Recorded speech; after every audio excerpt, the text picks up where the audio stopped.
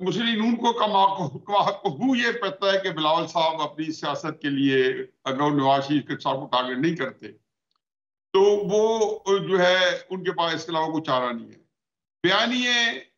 बयानी की मैं फिर भी अहमियत देता हूँ। मैंने कॉलम लिखा है चंद हफ्ते पहले कि मंशूर की पाकिस्तान में कोई हैसियत कोई औकात नहीं है। कि मदर साहब को बुरा लगेगा लेकिन लगना भी चाहिए, लेकिन मैं किसी चीज पर राय में कहता हूँ मदर साहब को समझ आ जानी चाहिए कि ये मंशूर की वजह से ना कोई पार्टी जो अपनी सियासत में लूज की है, ना मंशूर पे अमल पैरा करके तो उसी सियासत को चार चांद लगे। ये 70 साल तो मैंने ये देखा है, मिसालें देने का फायदा नहीं है। अब बिलावल साहब जब कर रहे हैं तो वहां पे एक और नया नुक्ता है। हर कोई ये समझ रहा है, खसूसन जमात इस्लामी और पीओस पार्टी और के ये क्या नाम है मुस्लिम लीग नून। नहीं क्यों भाई, मैं किसी और का नाम लेना चाहता हूँ। अच्छा, आप किसी और का नाम ले लें। तहरीक इंसाफ का जो वोटर्स है वो उसको सबने टारगेट किया हुआ है।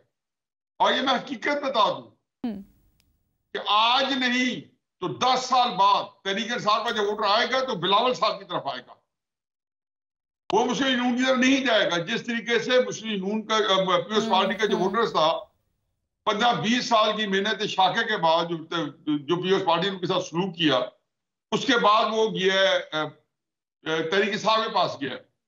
फिर बिलावल साहब के पास कारकर्दगी के लिए अपनी नाना से लेके और वालदा मोहतरमा से लेके और अपने अब्बा जान से लेके एक 0/0 है।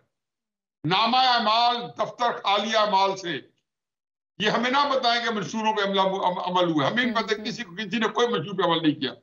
हाँ, भुट्टो साहब का नाम अगर जिंदा है तो एडमी प्रोग्राम की बुनियाद रखने पे जिंदा है, बड़े बैन अवी इश्यूज के ऊपर जिंदा है, इस्लामिक कॉन्फ्रेंस कराने पे जिंदा है।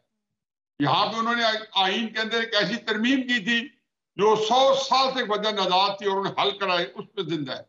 भुट्टो साहब की बड़ी अचीवमेंट है। लेकिन मंशूर के ऊपर लोग कहते थे कि भुट्टो साहब ने, जो उनके मुखालफीन है वो कहते थे भुट्टो साहब ने खाने के लिए गोली दी है, पहनने के लिए कफन दिया और रहने के लिए कब्र दी है। ये जाहिर मुखालफत में जैसे अब एक्सट्रीम है उस वक्त ये कहते थे। मैं ये नहीं कहता ये वाकया सच है गलत है, लेकिन ये अपोजिशन का काम ही होता है। मुझे एक इंडिया का लीडर में नाम भूल रहे हैं, वो मिले तो वो मुकाबला कर रहे थे वाजपेयी के बाप थे कांग्रेस का, यहाँ पे लाहौर में आए हुए थे। मैंने कहा आप ये कड़ी तनकीद कर रहे हैं, आपका अपना बजट जो था उससे ज्यादा बदतर था। वो देखा हजूर हम ये इस पे तनकीद ना करें तो फिर और क्या काम करें, हमारा काम क्या है। तो बिलावल साहब जो तनकीद कर रहे हैं बिल्कुल सही कर रहे हैं, अपनी स्ट्रेटेजी के लिहाज से करनी चाहिए। सर, नून लीग की कायद ने आज जो बात की है उसको आप किस तरह से रेट करेंगे, क्योंकि उसके ऊपर भी बड़ी तनकीद हो रही है। नवाज शरीफ साहब इलेक्शन जीतने के लिए कोई तकरीरें नहीं कर रहे। नवाज शरीफ साहब कुछ चीजें तारीख का रिकॉर्ड दुरुस्त करने के लिए अगली 15-20 या 10 तकरीरें करेंगे, ज्यादा 10 से 12 तकरीरें करेंगे। उनको इसमें कोई दिलचस्पी नहीं कि इलेक्शन रिजल्ट क्या निकलता है। उनको ये पता है कि अगर उनके नामा अवाल में 80 सीट्स लिख दी गई हैं तो 80 मिलेंगी।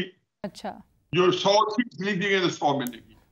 यानी आपकी बात का लुबे लुबाब ये कि सब अपनी तनख्वाह पे कर रहे हैं। बिलावल साहब जी इस्तेकाम जो आजाद उम्मीदवार है तहरीक इंसाफ के, ये बात भी नोट कर लें, जो आजाद उम्मीदवार है तहरीक इंसाफ के वो उसमें से 80% इस्तेकाम पाकिस्तान पार्टी में होंगे।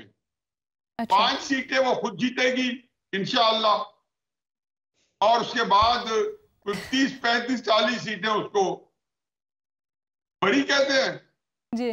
जहेज के बाद और क्या होता है, बड़ी होती है वो क्या होता है, एक जहेज होता है।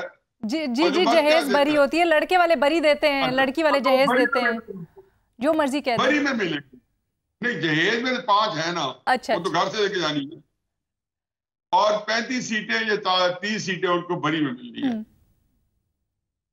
ये मेरे हिस्से में जाहिर चाल लगा ली है न्याजी साहब ने इंशाल्लाह के साथ। आपने वक्त से पहले क्यों बता दिया? हाँ जी, वो इंशाल्लाह हो तो गया।